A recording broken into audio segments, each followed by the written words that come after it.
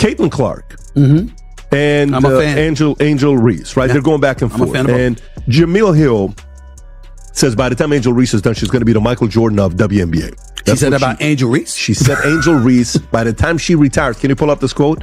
She said, by the time she retires, she will be the MJ. Just when it seemed like the WNBA was finally ready to embrace the golden goose who pulled them back from the brink of irrelevance, we're hit with one of the most frustrating displays of hypocrisy and bitterness in recent sports memory. Leading the charge in this baffling backlash is none other than Brittany Griner, who astonishingly sees the record-breaking crowds. Caitlin Clark is drawing not as a blessing, but as some sort of problem that needs fixing.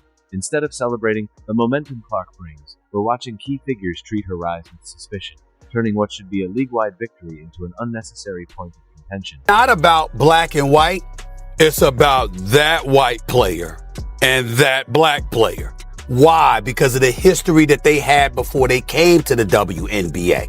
You see, it was all instigated. If Angel Reese was never in Caitlin Clark's face, taunting her the way that she did when they mimicking what Caitlin Clark was doing to numerous opponents en route to the Final Four. And then Angel Reese and LSU bust their living, you know what, at that particular moment in time. And Angel Reese was in her face chirping at her the way that she did, it would have never gotten to this point. We have a lot of folks that have come to the defense of numerous WNBA players because they were pointing out like this has been going on before long and people are not hating on her. It's not about hating on her. It's that you feel she is getting a level of attention that you deserved and you warranted long before she ever came along. 4 points. Here's where it gets good. Folks, Stephen A. Smith, a one voice consistently speaking the truth about it.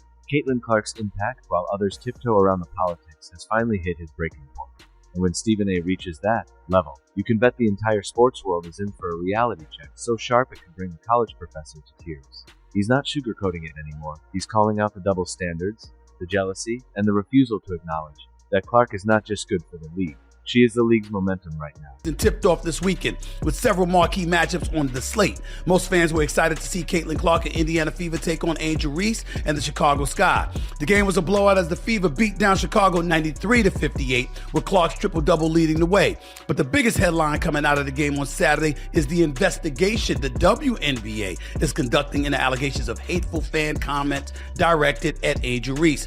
It happened after this play when Clark slapped at the ball after Reese grabbed an offensive. If you've been following Stephen A. Smith's coverage of the WNBA over the past year, you've watched a slow-burning fuse inch toward what can only be described as a volcanic eruption of common sense. Because at this point, it's no longer just about basketball, it's about watching a league actively undermine its own momentum simply because a few players and executives are too proud to admit what's become undeniable. One rookie, Caitlin Clark, has changed everything. Falling it from day one. You got people that are resentful towards her. But it's really not about her, guys. It's about what she represents. Before she ever came along, there were a lot of outstanding basketball players who happened to be black females that was doing their thing on the WNBA level. And they never got this kind of shit. This tension has been simmering for months, arguably since the very day Caitlin Clark stepped onto the court as a pro and, without question, became the most pivotal figure the WNBA has ever seen. Yet a sizable portion of the league chose to dismiss her as a mere novelty or outsider.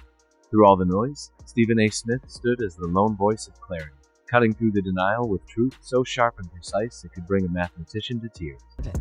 Your thoughts? Oh, first of all, it's not a rivalry. Not when you're losing by 35 points. That's true. Not rivalry. Indiana Fever's on a different level than the Chicago Sky. Let's get that out the way. Secondly, as much as we love Angel Reese because she is special, she's not Caitlin Clark as a player. Caitlin Clark is on a different level. We just have to own that. Angel Reese can rebound the basketball. She's a damn good player. She's got a bright future in the WNBA, but Caitlin Clark is next level. We'll see. We don't know yet, Stephen A. Smith said while weighing Caitlin Clark's impact on WNBA ratings. But he made one thing clear. He's watching very closely, because if there's even a hint of a ratings drop, then the entire league needs to hit pause and take a long, hard look in the mirror. It's like someone complaining about being broke while ignoring a treasure chest sitting right at their feet end. Stephen A. is the one frantically pointing at it, shouting, The gold is right there. A little bit more on that in just a second, but before I do that, I want to ask you your thoughts about apparently some racial animus that was thrown in the direction of Angel Reese. The Chicago Sky have gotten involved, talking about they're going to protect their players at all costs. The WNBA has issued a statement saying it abhors and discourages hate of any kind, etc., etc. Your thoughts about it? Here's the WNBA statement. The WNBA strongly condemns racism, hate, and discrimination in all forms. They have no place in our league or in society. We are aware of the allegations and are looking into the matter. Your thoughts about that element of all of this, where you believe it emanates from, and do you think it will ever subside? Oh man, the latter part of that, Stephen A, is quite the thing to think on. I think when you go back to the impetus of the rivalry that we have between Caitlyn and Angel Reese, I remember funny clips on the internet. If you're enjoying this, hit that subscribe button because it's time to talk numbers. And clearly, some folks in the WNBA front office need both a calculator and a serious reality check. Games featuring Caitlyn Clark this season are averaging a staggering 1.78 million viewers, while games without her are drawing just 394,000. That's not a minor difference, it's a jaw-dropping 999% gap, wide enough to drive a freight train through. For even the most math-challenged executives, the message couldn't be clearer. Clark's games are pulling in nearly 3 times the viewership. When Caitlyn Clark entered the WNBA, she didn't just bring generational talent, she became one-woman economic stimulus package. The season opener between Clark's Indiana Fever and the Chicago Sky pulled in 2.7 million viewers on ABC, becoming the most-watched WNBA game ever on ESPN platforms. And Clark's or Angel Reese's popularity in large part is attributed to her behavior towards Caitlyn Clark, because when Caitlyn Clark was busy taunting opponents a couple of years back before LSU smacked Iowa around in the national championship game or so, it was Angel Reese that was clapping back at Caitlyn Clark once it was Caitlyn Clark's turn to have her comeuppance. And that's what made Angel Reese famous. Now, Angel Reese experienced vitriol thereafter. It was tough for her to deal with, as she articulated, and that's unfortunate because we got some no good ass people. This is where Stephen A. Smith's frustration finally boils over. Instead of the WNBA leadership falling to their knees and thanking the basketball gods for the gift they were handed in Caitlyn Clark, what we got were lukewarm press releases and bland social media posts. It was as if they were embarrassed by their own success, too hesitant to admit that one player had completely transformed the landscape. Stephen A. watched it unfold in real time.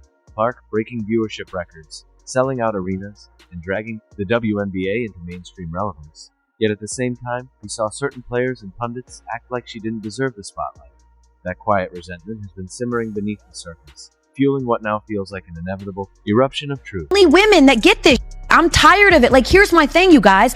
What else? Who are these girls? Who are these girls that are hating on Caitlyn Clark? Are you just combing through Twitter? What else are these women supposed to do?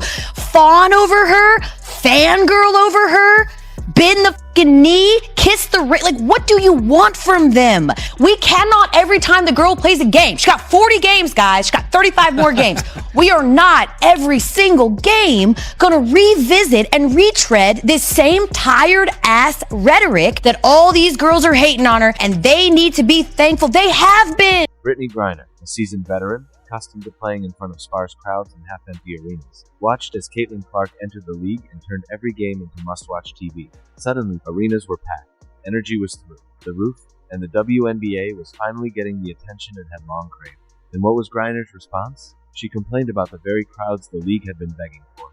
It's like shivering in the cold for decades, only to gripe when the heat finally kicks in. From day one, Stephen A. Smith has been vocal about the resentment brewing behind it. It seems many within the league couldn't handle Clark's meteoric rise or marketing appeal, the surging ratings, the new charter flights. Instead of celebrating the unprecedented success she brought, they chose to resent it. During a heated matchup between the Indiana Fever and the Atlanta Dream, cameras appeared to capture Brittany Griner allegedly directing a racial slur at Caitlyn Clark after fouling out. A visibly frustrated Griner seemed to call Clark trash. Before adding what multiple lip readers have identified as effing white girl, the footage went viral almost immediately, sparking intense backlash across social media and beyond. The situation carries added weight given Griner's recent history, including her release in a highly publicized U.S. Russia prisoner exchange. Despite the serious nature of the alleged remarks and the widespread attention the video received, the WNBA has remained conspicuously silent in no official statements. No investigation, no public acknowledgement. This silence stands in stark contrast to the league's swift response to unconfirmed reports that Fever fans had directed racist chants at Angel Risa probe that lasted nearly 2 weeks. The glaring disparity in how these incidents have been handled raises uncomfortable questions about the league's priorities and potential biases. It challenges the WNBA's commitment to accountability and consistency, especially when one of its own high-profile players is at the center of a serious controversy. Stephen A. Smith has been Caitlin Clark's most vocal defender amid a WNBA establishment that has often ignored or outright resented her impact. "You see why she's Times Athlete of the Year," he said following her win. "You see why I said she should have been on Team USA. There was clear resentment toward her, and that was just stupid." For over 2 decades, the league struggled with commercial flights and lobbied for chartered ones. Then Clark arrived, and within 2 weeks, the WNBA secured charter travel. Stephen A. understands what many in the league seem to miss. Things are finally improving and she's the catalyst. It's not complicated. But instead of embracing the progress she's brought, some seem more concerned with protecting egos than celebrating the undeniable success she's generated.